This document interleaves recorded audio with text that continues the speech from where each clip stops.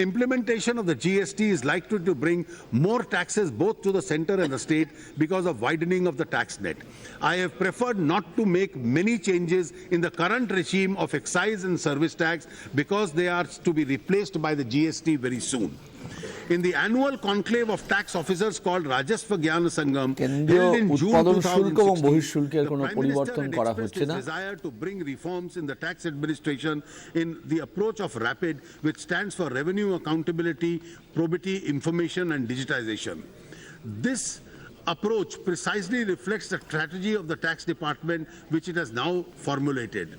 For revenue considerations always remain the focus of the Revenue Department. We are trying to bring the maximum use of information technology to remove the human contact with the assessee, as well as to plug tax avoidance. We will try and minimize our efforts for e-assessments in the. We will try and maximize our efforts for e-assessment in the coming year. We are also using a lot of data mining capability, both in-house and outsourced.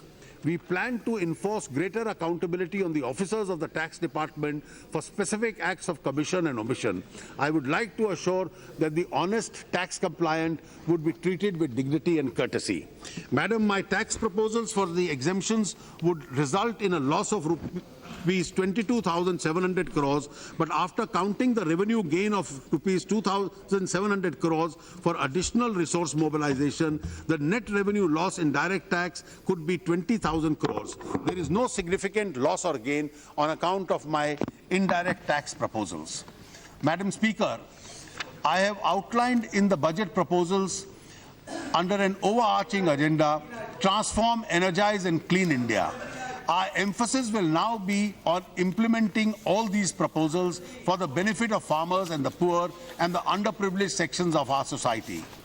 Madam Speaker, it is said, when my aim is right, when my goal is in sight, the winds favor me and I fly. There is no other day which is more appropriate for this than today.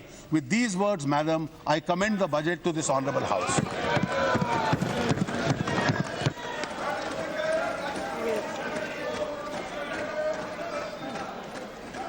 Yes, Minister, to table the statement. Item number 2. Yes. Lay the table. Statement.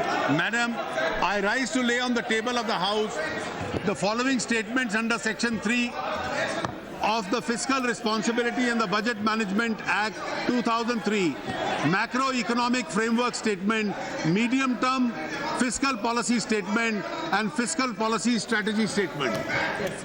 Now, introduce the finance. Madam, I rise to move for leave to introduce the Finance Bill 2017. The question is that leave be granted to introduce the Finance Bill 2017.